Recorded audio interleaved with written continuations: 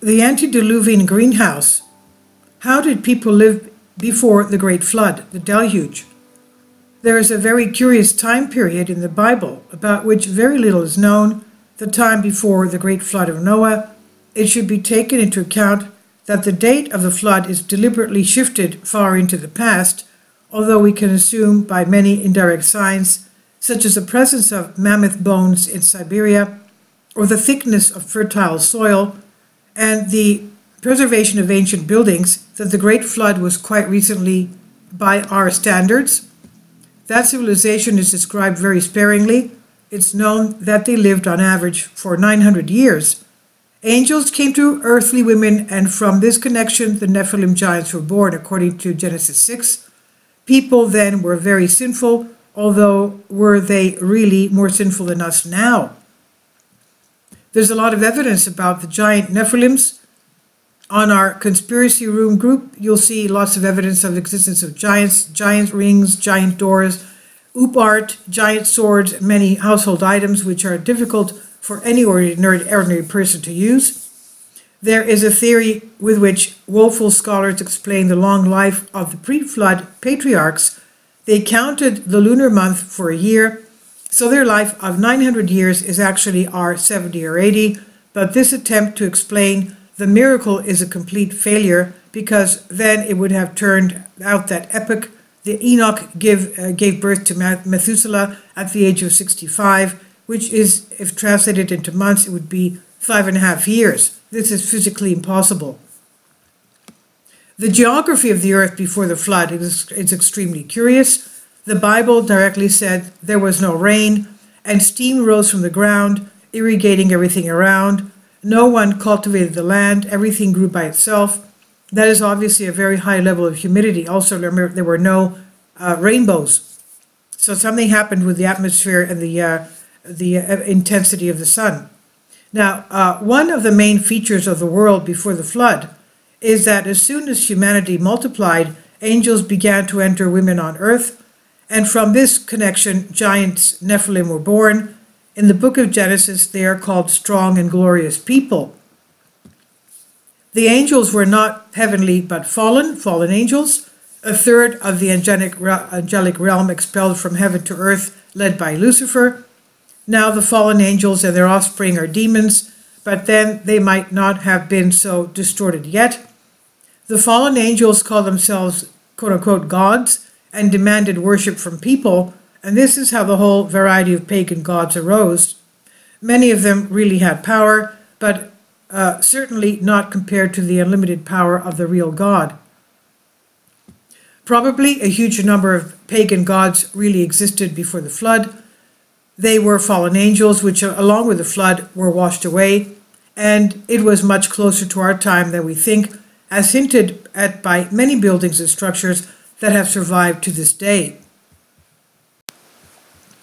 Solid blocks weighing hundreds of tons were used in construction, can hardly be moved by modern technology. Why do you think billionaires love huge mega yachts so much? It's simple. They hope to be saved on them during the next flood, but if they were part of our community, they would know that this time there would be fire and not water, according to what's written in the Holy Bible. We know that on Earth there is a natural radiation level of 0.20 MSV/H, but why did we decide that this is the norm? High humidity and vapors rising from the Earth protected the Earth from solar radiation, probably thereby allowing people to live for 900 years. After all, it is radiation that knocks out the atoms of cells, forcing them to mutate. After the flood, God set a lifespan of 120 years for people, quote, "for they are but flesh and neglected me," end quote. By the way, scientists take the maximum life expectancy of a person simply from the Bible, but it's quite logical that the change in life expectancy occurred precisely because the living conditions changed after the flood. Before the flood, mankind lived as in a large greenhouse.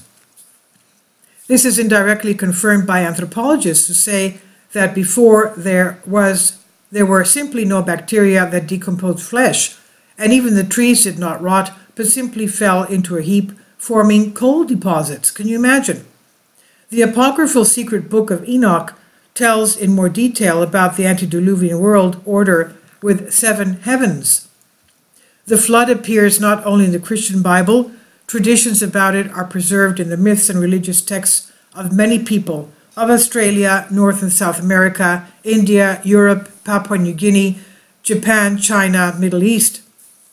The British anthropologist, historian of religions, J.J. Fraser, collected about 100 such versions around the world.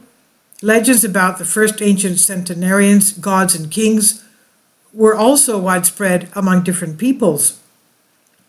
Atheist scientists often call the Bible a collection of myths, legends about the origin of the earth, man, which have nothing to do with science.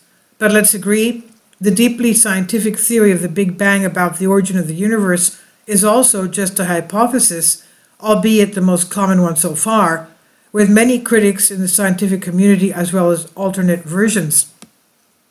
There are also critics of the scientific theory of the origin of man from apes. Modern gerontologists and biologists cannot clearly explain why a person ages.